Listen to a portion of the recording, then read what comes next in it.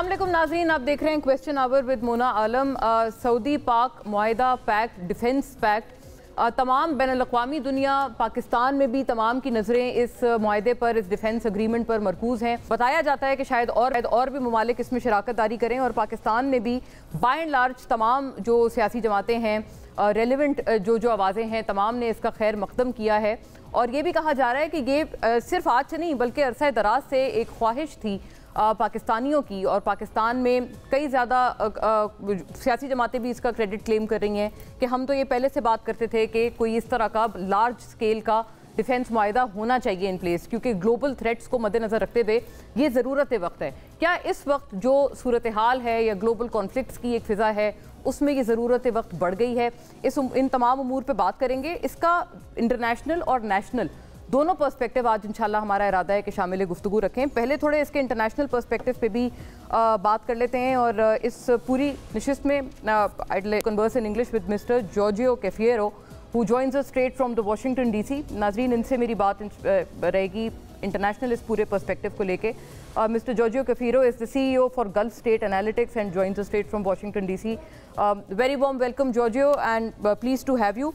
Could you please elaborate regarding this Pakistan-Saudi defense deal, because it seems to be something very major in terms of reshaping security and defense cooperation in the region, and that too in present global circumstances. Yeah, well, first of all, thank you so much for having me on your program. Pleasure, really an honor to be here.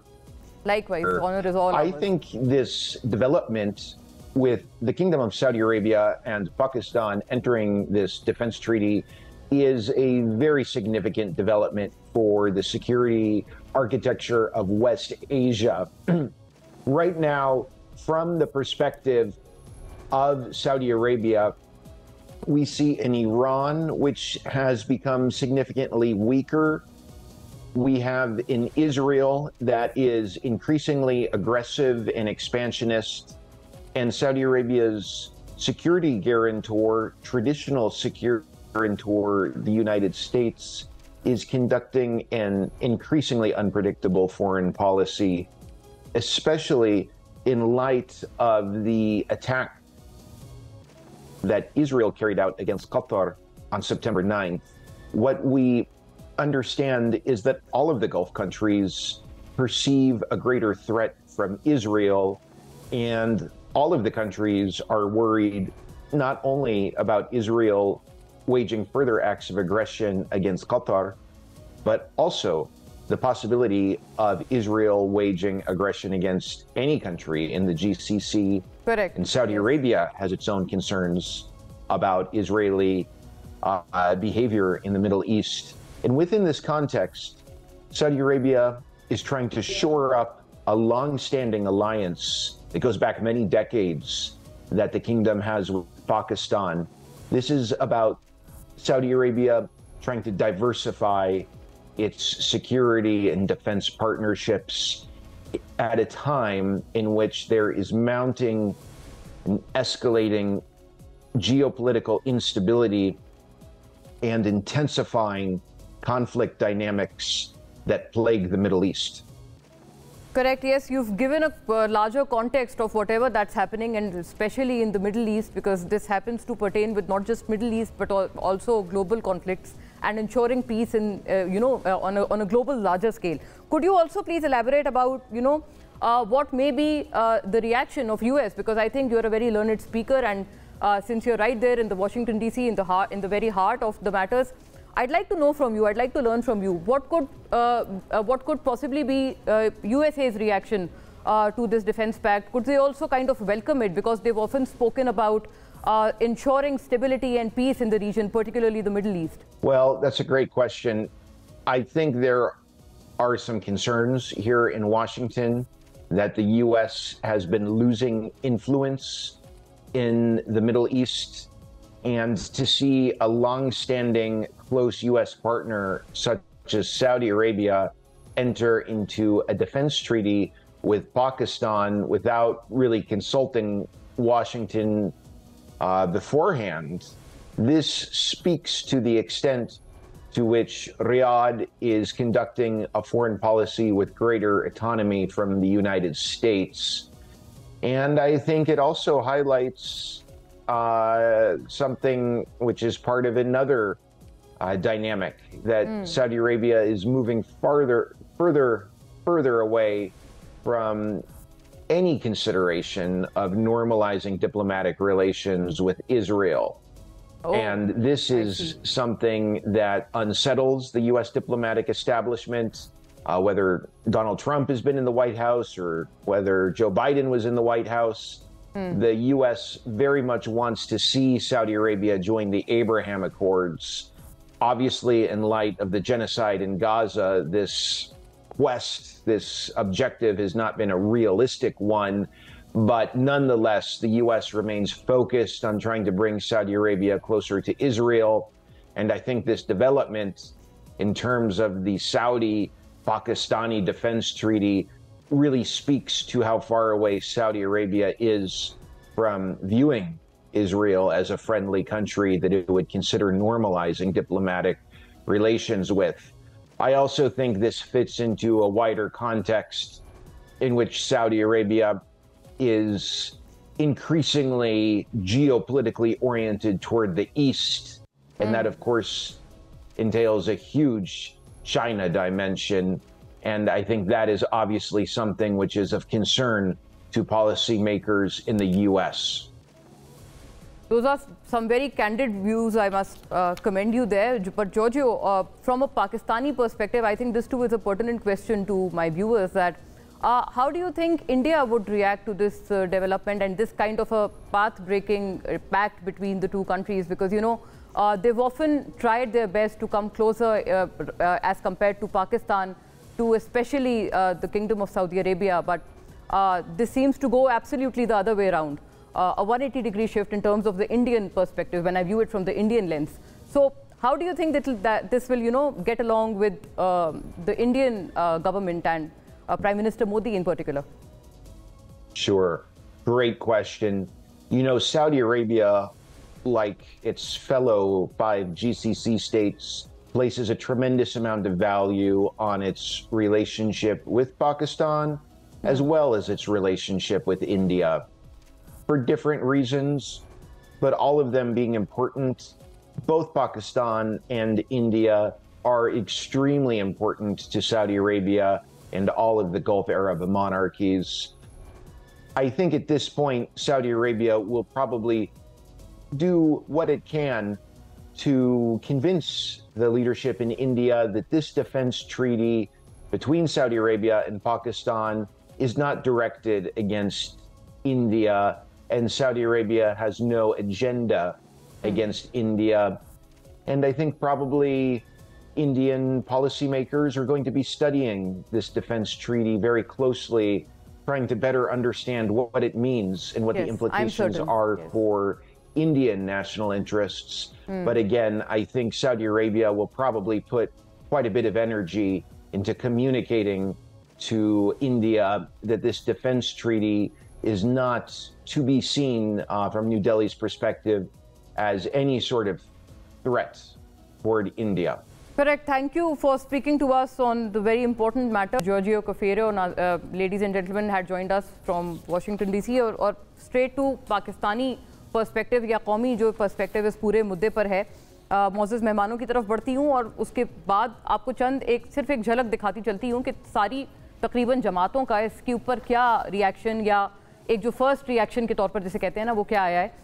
Joined here in the studios by Shaila Raza Sahiba Nazreen, a stalwart of the Pakistan People's Party, member Qawmi Assembly और former deputy speaker as well for the Sindh Assembly. बहुत खुशामदीद आपको शैला साहिबा. Senator doctor Afnanullah Khan साहब नाजरीन, पाकिस्तान मुस्लिम league नून के stalwart तमाम तर बहस में हुकूमत और PMLN के तमाम तर जो पर्सपेक्टिव्स हैं उनके साथ ज्वाइन करते हैं. आपको भी बहुत खुशामदीद सेनेटर साहब. और सेनेटर डॉक्टर हुमायूं मोहम्मद नाजरीन, पाकिस्तान तहरीक इंसाफ के stalwart with a smile on his face, अपने बेबाक मौक़िफ़ के साथ हमें ज्वाइन करते हैं. आपको भी वार्म वेलकम. हुमायूं साहब, थोड़ा सा एक सिर्फ झलक देखते चलते हैं कि हर किसी ने क्या क्या इस पर रिएक्शन दिया है, क्योंकि बाय एंड लार्ज इसकी तकरीबन हर कोई ही खैर मकदम कर रहा है इस पूरे पैक्ट का. सऊदी अरब के साथ होने वाले इस दिफाई मुआहदे की कोई ज़ेली या खुफिया शराइत नहीं. इस मुआहदे के बाद मुमकिना तौर पर दूसरे खलीजी ममालिक भी ऐसा मुआहदा करना चाहेंगे. वज़ीर दिफा ख्वाजा आसिफ सऊदी अरब से मुआहदा एक रात में तय नहीं पाया गया, इसमें कई माह लगे। दीगर ममालिक भी ऐसे मुआहदे का हिस्सा बनने की ख्वाहिश रखते हैं। नायब वज़ीर आज़म और वज़ीर ख़ारजा इसहाक़ डार पाकिस्तान और सऊदी अरब के दरमियान स्ट्रेटेजिक बाहमी दिफाई मुआहदे का खैर मकदम करते हैं। हम मुआहदे के मज़ीद तफसीलात पाकिस्तान के लोगों से इश्तराक करने के मुंतज़िर हैं। तहरीक इंसाफ का ये मौक़िफ़। और जब शहबाज शरीफ का जहाज़ सऊदी एयर स्पेस में आया तो उसे सऊदी जंगी जहाज़ों ने सलामी दी और एक वज़ीर आज़म हुआ करता था जिसको उल्टी सीधी हरकतों पर जहाज़ से उतार दिया गया था, वज़ीर आला पंजाब मरियम नवाज़। पाकिस्तान और सऊदी अरब, क्योंकि इसमें रिएक्शन ज़ाहिर है तमाम तर जो बैनुल-अक़वामी दुनिया है वो वहाँ से आ रहे हैं। पाकिस्तान और सऊदी अरब का दिफाई इत्तेहाद एक नई दिफाई सिर्फ बंदी की अक्कासी करता है जो अमरीका पर खलीजी रियासतों के कम होते एतमाद की निशानदेही है। मोर और लेस यही बात अभी जॉर्जियो कफीरो ने भी बात की है। अमरीकी नशरियाती इदारा CNN ये इस पर तबसरा करता है। हुमायूं साहब, आप चूँकि दूर हैं तो इसलिए आपसे पहले बात करती हूँ ताकि आप you feel like a part of our studio discussion. ये बताएं, अभी आपने रिएक्शन देख लिया, पाकिस्तान तहरीक इंसाफ ने खैर मकदम तो किया है, लेकिन साथ साथ ये भी आपको हुकूमत और बिलखुसूस PMLN बता रहे हैं कि आपके दौरे हुकूमत में क्या हालात ज़ार थे हमारे खारजा पॉलिसी के। बिस्मिल्लाहिर्रहमानिर्रहीम, या का नाबुदो या का नस्तईन। देखिए, हम लोगों ने इसमें कोई शक नहीं, इस किस्म के जो बायलैटरल डील्स होते हैं दे आर वेरी गुड, अच्छे होते हैं। उनके डिटेल्स भी जब आते जाएंगे तो हम वो करेंगे। इसमें कुछ क्वेश्चंस आते हैं, ये जो बाज कमेंट्स हुए हैं कि पहले ही होते, देखिए वो हाथ जोड़ के और पता नहीं क्या कुछ कर करके वो तरीके सबको आते हैं। लेकिन जो इम्पोर्टेंट चीज़ है जो आज के दिन में वो ये है कि ये जो हम डील कर रहे हैं इसमें पाकिस्तान क्या पा रहा है। सऊदीया को तो समझ आती है, उसकी दो चीज़ें डायरेक्टली उनको मिल रही हैं। एक, उनको एकदम न्यूक्लियर कवरेज मिल जाता है। दो, उनको एक्सेस टू चाइना सिक्योरिटी और जो उनका जो ये सारा अपना सिस्टम है चाइना का, जो वॉर सिस्टम है या इक्विपमेंट वगैरह है, उसके अंदर उनको एक्सेस मिल जाता है। ठीक है, डिफेंस ऑर्बिट वगैरह उसको एक्सेस मिल जाता है। सो उनके लिए बहुत सारी चीजें हैं। नंबर 3 जो और उसके एक और एस्पेक्ट ये है कि जैसे अभी उन्होंने कहा था कि अमेरिका के ऊपर जो US के ऊपर जो सऊदी अरेबिया का, ये सारे मिडिल ईस्ट वालों का जो एक इन्हिसार था कि यार ये हमें करेगा, वहां पे पता चला कि वो तो हर जगह पे इजराइल को सपोर्ट करता है। और इजराइल ने ये जो अटैक किया है उसके ऊपर कुवैत के ऊपर, तो इस कतर के ऊपर, तो इसका जो फॉल आउट हुआ है ये बड़ा प्रॉब्ली इसका एक सख्त रिएक्शन है। लेकिन इन सब चीजों के साथ हमें बात चीजें जो साइमल्टेनियसली हो रही है उनको भी देखना पड़ेगा। फॉर एग्जांपल, जो ट्रंप ने यूके के उधर गए हुए हैं और ट्रंप ने एक दो बातें की हैं। खासतौर पे उन्होंने कहा कि मैं बहराम जो वहां पे बेस है वो हम वापस ले रहे हैं। लेकिन वो शायद उतना इम्पोर्टेंट ना होता अगर वो अगली बात ना करते। और अगली बात उन्होंने कही थी, वहां से 1 घंटे के फासले पर चाइना के वो एरिया है जहां पे वो न्यूक्लियर फैसिलिटीज हैं या जहां पे वो न्यूक्लियर उन चीजों को बनाता है। ये चीज बड़ी डेंजरस चीज थी जो वो है। अब सवाल पैदा होता है कि पाकिस्तान क्या अपने आप को इसमें फंसा ना दे, क्या पाकिस्तान इसमें अपनी जो सॉवरेंटी है उसको खत्म ना कर दे।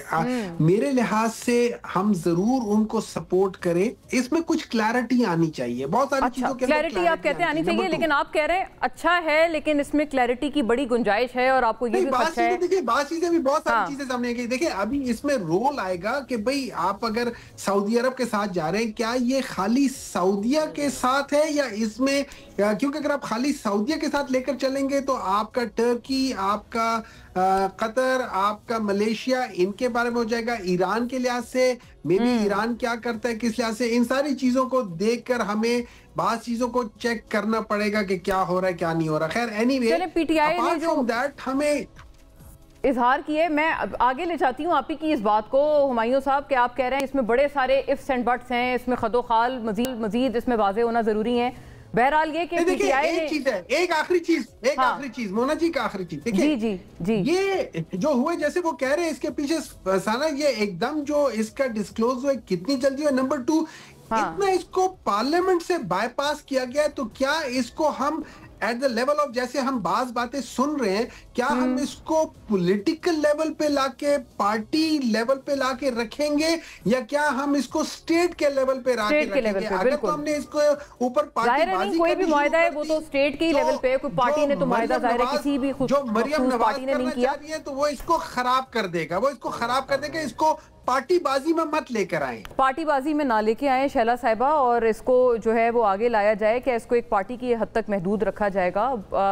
टीआई ने इसका खैर मकदम एज अ जमात किया है, लेकिन सेनेटर साहब ने इस पर बड़े सारे सवाल उठा दिए हैं, और फवाद साहब ने पीपल्स पार्टी की लीडरशिप पे भी उन्होंने कहा है, मतलब वो तो एक बिल्कुल ही अलग टेंजेंट पे उन्होंने गुफ्तगू की है, ट्वीट की है कि Peoples Party leadership is still in shock and completely off the grid, apparently they have been completely ignored, rather avoided to be part of defence deal. सबसे पहले तो कौम को मुबारक हो, और बहुत अच्छा लग रहा है।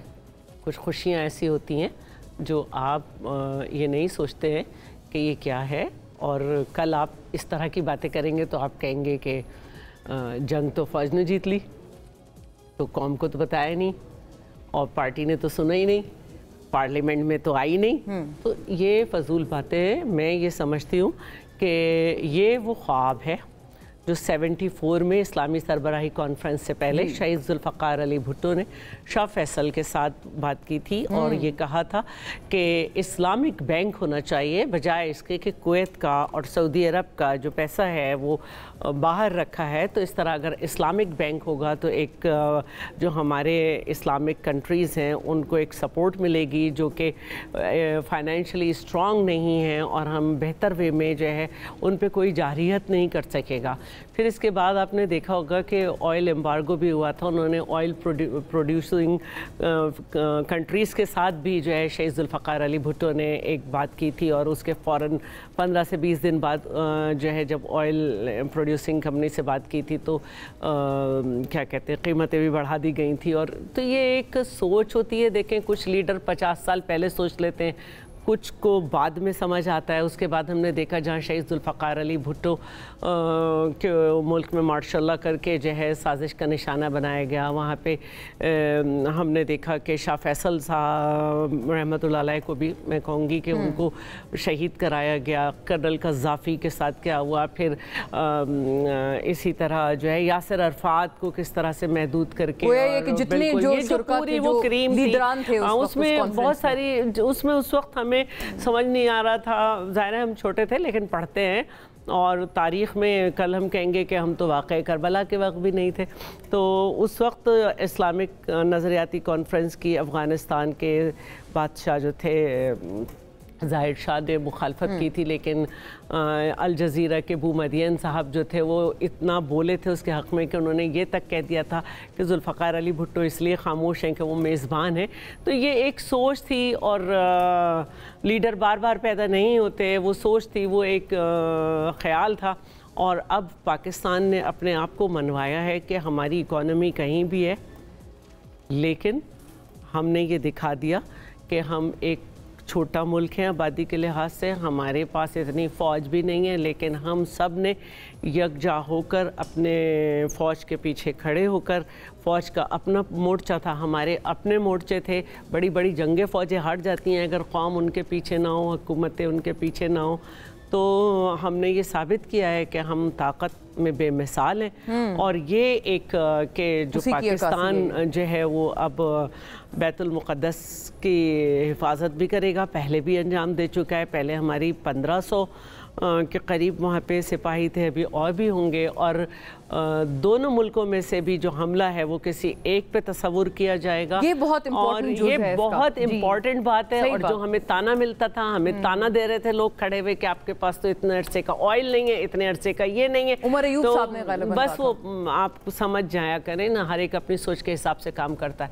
तो अब ये भी सबने देख लिया कि हम क्या कर सकते हैं। और देखिए अगर पहले देखा जाए इसे तो तुर्की ने भी हमें किस तरह से सपोर्ट किया था, और इसके साथ साथ चीन ने भी। तो आप देखेंगे कि ये दायरा ना सिर्फ इस्लामिक कंट्रीज़ बल्कि हर वो कंट्री जो कि समझता है कि उस पर ताकतवर का मुल्क जाहिरियत कर सकते हैं, ये शायद वहाँ पर भी आगे हमें मुश्किलें भी आएंगी, लेकिन हमें इसको सहना है। अच्छा, ये जाहिर है हुमायूं साहब के कई सारे एतराज़ात का जवाब दिया है शैला साहिबा ने, लेकिन ये कि वो खान साहब भी वो कहते थे, हफनान साहब, ये एक और उसका कॉन्टेक्स्ट है जो पीटीआई के लोग कह रहे हैं कि ये विजन इमरान खान साहब का भी था। और आपको याद होगा खान साहब जब साइफर वगैरह की बात करते थे तो वो भी जुल्फ़िकार अली भुट्टो साहब का हवाला देते थे कि उनको भी पनिश किया गया इस्लाम का परचम बुलंद करने के लिए, वैसे ही मुझे भी सज़ा दी जा रही है, जो कि ज़ाहिर है आप लोगों ने नो कॉन्फिडेंस मोशन के जरिए दी।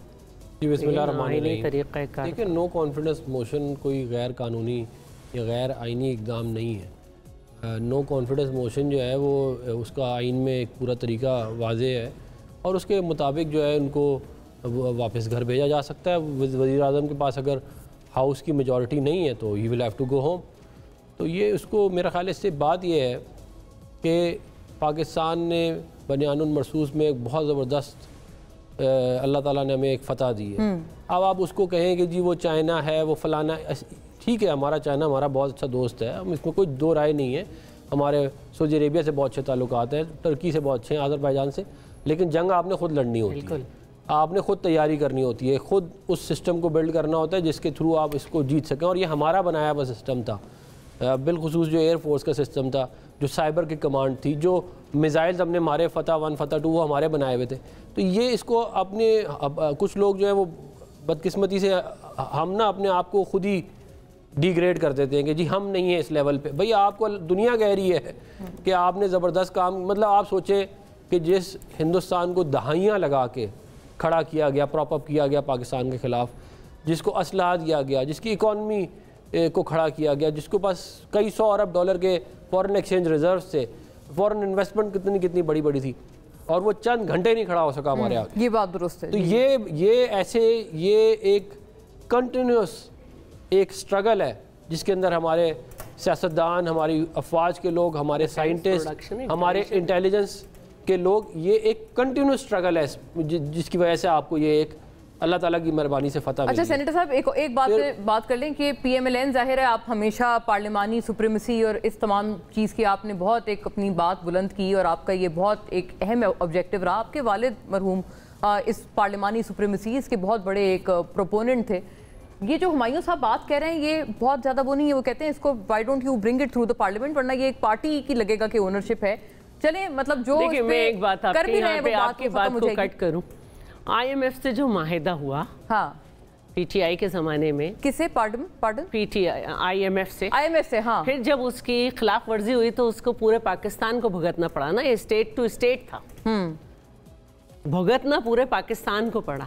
तो अल्हम्दुलिल्लाह ये माशाल्लाह से एक बहुत बड़ा डिफेंस एग्रीमेंट है जिसमें पाकिस्तान की हुकूमत को पूरा ये एक हक हासिल है कि वो पाकिस्तान की बेहतरी के लिए ये काम करे। और जैसे कि इसमें बात हुई कि ये एक दिन में नहीं हुआ, इसमें बहुत सारी मेहनतें शामिल हैं और यकीनन कि इसको सेलिब्रेट किया जाएगा, इसको पार्लियामेंट के लेवल पे भी सेलिब्रेट आपको लगता है वहाँ पर भी हर जगह से, क्योंकि हमारे मुल्क में इस वक्त फ्लड है और वज़ीर आज़म अभी आए नहीं है, पूरे मुल्क में चरागा हो रहा है।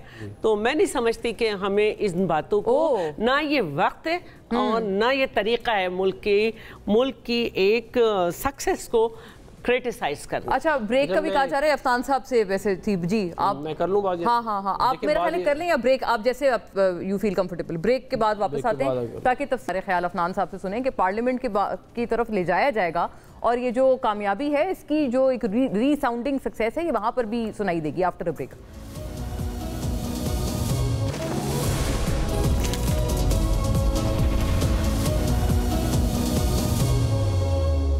वेलकम बैक नाजरीन। अफनान साहब इजहार ख्याल कर रहे थे ब्रेक से कबल। अफनान साहब, पार्लियामेंट में ये चीज़ जा सकती है और अभी PTI वाले ये भी कहेंगे, जैसे अभी PM ने, शहबाज शरीफ साहब ने जिनीवा जाके नवाज शरीफ साहब को ब्रीफ किया है इस डिफेंस माहदे पे, तो PTI वालों को भी कोई इन कैमरा ब्रीफिंग दे दें ताकि वो भी आपके साथ एक ऑन बोर्ड हो जाए। What's the harm? देखिए ये कमेटियों से तो चले गए हैं, तो इनको ब्रीफिंग कैसे मिलेगी आप मुझे खुद ही बता देना। कमेटियों में होते तो कर देते, कमेटियों में ब्रीफिंग मिल जाती इनको। हाँ। और फिर देखें बात ये है कि ये हर मुआहदा जो हुकूमत करती है वो उसकी डिटेल ज़रूरी नहीं है कि वो तमाम पॉलिटिकल पार्टीज़ को दे। बहुत सारे इनके दौर में मुआहदे हुए जो इन्होंने हमें आज तक नहीं बताया। तो ये एक मामला है जो हुकूमत वक्त की डिसीजन होता है कि वो उन्होंने इसको पब्लिक करना है कि नहीं करना। हमें अपने मुफाद को देखना चाहिए कि हमारा मुफाद किस चीज़ में है और हमें उसके हिसाब से हमें चलना चाहिए। और देखें ये जो पाकिस्तान का और सऊदी अरेबिया का जो डिफेंस पैक्ट हुआ है, इसके जो जियो पॉलिटिकल इम्प्लिकेशंस हैं वो इतने ज़्यादा हैं कि इसकी वाइब्रेशंस आपको यूरोप में और अमेरिका तक गई हैं, क्योंकि आपने बेसिकली मिडल ईस्ट का जो सारा का सारा इक्वेशन था वो चेंज कर दिया है। अच्छा, पॉजिटिव वाइब्रेशंस गई हैं या किस तरह की? क्योंकि अभी जैसे ये जॉर्जियो के फियरो थे वो वहाँ पे बैठे हुए, मतलब उनका अपना ये व्यू है कि ये अमेरिका इसमें कुछ हद तक होगा ऑन बोर्ड, ये बिल्कुल उनके एक लाइलमी से ये चीज़ नहीं हो सकती। देखिए ये ज़रूर हो सकता है कि उनको इसकी प्रायर नॉलेज दी गई हो, लेकिन फाइनेंशियल टाइम्स ने ये रिपोर्ट किया है कि उनको नॉलेज भी नहीं दी गई। हाँ, बाद में ये FT की रिपोर्ट आई है इस पर। अब बात ये है कि देखें सऊदी अरेबिया ने भी अपना मुफाद देखना है ना। अगर दोहा पे बम पड़ रहा है एक दफ़ा फिर दो दफ़ा और उनको प्रोटेक्ट नहीं किया जा रहा, तो कल को सऊदी अरेबिया तो और भी करीब है, वो जो मार रहे हैं बम वो तो फिर वो उनको कौन करेगा प्रोटेक्ट। और हमारा तो एक देखें वैसे ही एक हमारा एक रिलीजियस ड्यूटी है मक्का मदीना के हिसाब से कि जो दो हॉली सिटीज़ हैं हमारी, उसको और बैतुल मुक़द्दस की भी बिल्कुल हमारी जिम्मेदारी है। तो यह पाकिस्तान के लिए बहुत बड़ा शर्फ है और मुझे ये लगता है इससे और अच्छे और फाइनेंशियली भी इसके कोई हमें जाहिर है कुछ हमें ये फ़ायदा देखें ना, ये ध्यान में रखें कि हमारी लड़ाई का तो इतना अल्लाह ताला का शुक्र है इतना मसला नहीं है अगर हिंदुस्तान से हमारी हो भी जाए, लेकिन हमारी एनर्जी रिक्वायरमेंट्स तो हैं जिनको सिक्योर करना हमारा और इंश्योर करना कि in an event of war हमारे पास energy. Correct, and who better than Saudi Arabia to ensure, ये अहम बात है।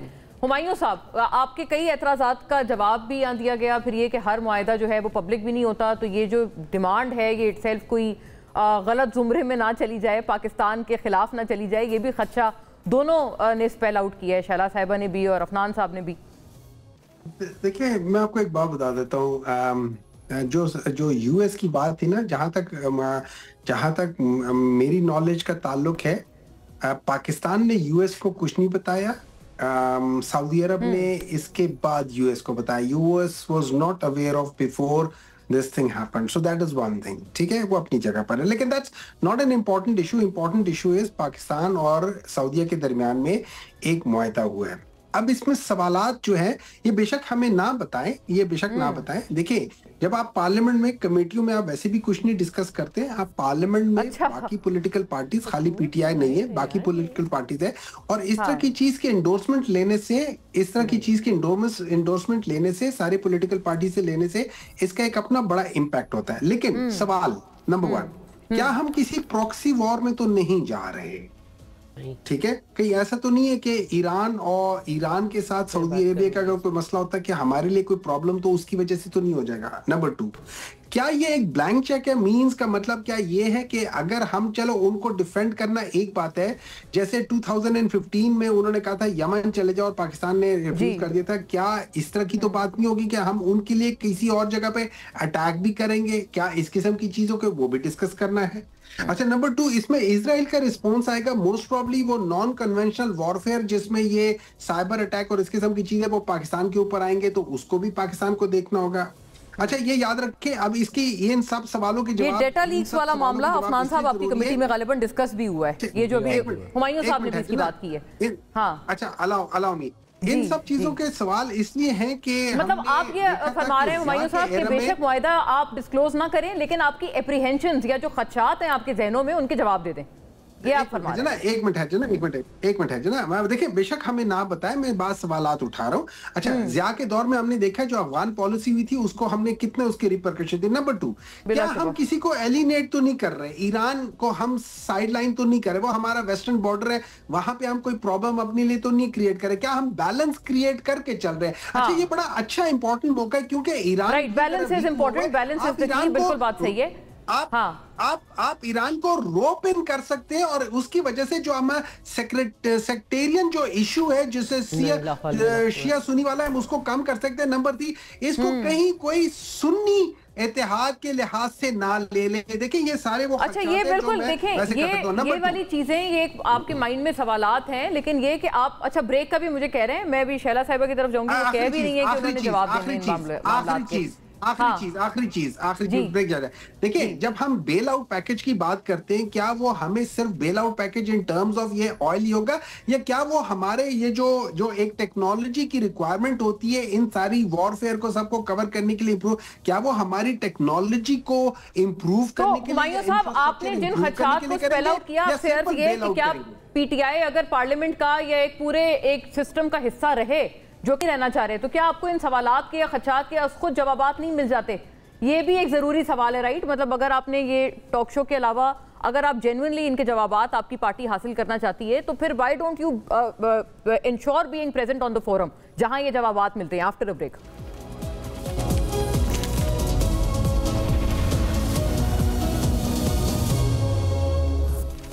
वेलकम बैक नाजरीन। शैला साहिबा जो हुमायूं साहब ने कुछ खदशात अपने स्पेल आउट किए, उनका भी जवाब देना चाह रही हैं। हुमायूं साहब से भी मेरा एक अर्ज था कि why not be in the parliament to you know receive answers to these questions. तो शैला साहिबा उन्होंने कहा कि सवालात तो हैं खैर काफ़ी सारे, और इस पे कुछ नहीं तो इनका सबका ये कि ये सब ऑन बोर्ड आना और एक हर किसी का, ज़्यादातर सियासी जमातों का ऑन बोर्ड होना अच्छा होता है, मतलब इसमें कोई बुराई नहीं है। देखिए एक तो ये कि ईरान के साथ बैलेंसिंग एक्ट की बात उन्होंने बड़ी का ये राइट है, और ईरान के साथ हमारे तो अपने ताल्लुकात अलग हैं, लेकिन सऊदी अरब ने अपने ईरान से जो ताल्लुकात किए हैं वो एक हिस्ट्री में एक नया रुख उसका आया है कि सऊदी अरब ने अपने ताल्लुकात ईरान से बेहतर किए, और हमारे बेहतर ही थे। और जब ईरान पर अटैक हुआ है तो मैं नहीं समझती कि सऊदी अरब में इस पर खुशियाँ मनाई गई, और या पाकिस्तान के किसी तबके में इसमें मसला हुआ, कंडेम किया था और सऊदी अरेबिया ने जब और ऐसी बात नहीं है। और अब आप ये देखें कि जब दोहा में जहाँ पे अमेरिकन बेस है वहाँ पे अटैक कर रहे हैं, तो मैं नहीं समझती कि इसके बाद कुछ होगा। और अगर गड़बड़ा के कोई ये कहे कि बटग्राम बेस हमें वापस लेनी है, जो ये दावा करता हुआ आया था कि मुझे दुनिया से जंगें ख़त्म करनी है, तो फिर हम समझ सकते हैं कि लोगों की क्या कैफियत हो रही है दुनिया में। और हमारे यहाँ कोई ऐसी बात नहीं है। हमारे मुल्क में हर चीज़ पे जो है वो एक अपना बड़ा वाज़े रिएक्शन दिया है अवाम ने।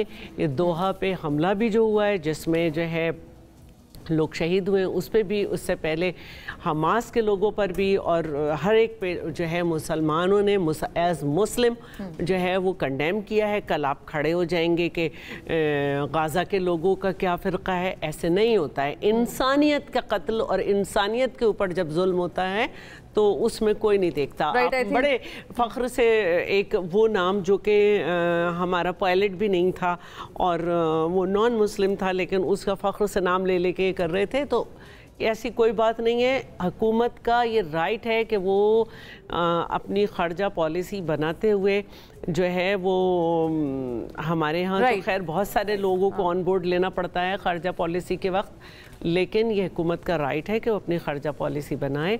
और बहुत अरसे से जो है इस मुल्क में ये बहस थी कि अमेरिका या रशिया, वो आप समझती हैं कि अब खत्म हो गई है, और उसमें हम लोगों ने हमारे अच्छा बैलेंसिंग एक्ट, एक बैलेंस की तरफ हम जा रहे हैं, और हम ये समझते हैं कि ये हमने खुद अपने आप को मनवाया है। राइट अफनान साहब, ये कायमा कमेटियों में वो कहते हैं, ये भी इसका जवाब फरमाते हैं, वो कहते हैं पॉइंट नहीं है ना, उनके होना भी एक पॉइंटलेस एक्सरसाइज है। आप लोग उनको किस चीज़ में शामिल करते हैं कि वो अब फिर आपके सिस्टम को तक़वियत देने के लिए फिर आके आपके साथ बैठ जाएंगे, उनका पॉइंट है जब हम उनसे सवाल करते हैं। इस पॉइंट का जवाब ये है कि कई 100 अरब रुपए पब्लिक अकाउंट्स कमेटी ने रिकवर कराए जब जुनैद अनवर साहब उसके जुनैद अकबर साहब उसके चेयरमैन थे। कई 100 अरब रुपए, मतलब वो आप उन पे इल्जाम लगा रहे हैं कि उन्होंने पब्लिक अकाउंट्स कमेटी के चेयरमैन होते हुए कुछ रिकवर किए, रिकवर कर इल्जाम नहीं लगा। अच्छा ओके सॉरी, अच्छी परफॉर्मेंस, हाँ बता कि मैं ये कह रहा हूँ कि कायमा कमेटी अगर इनफेक्टिव होती तो फिर ना होता ना।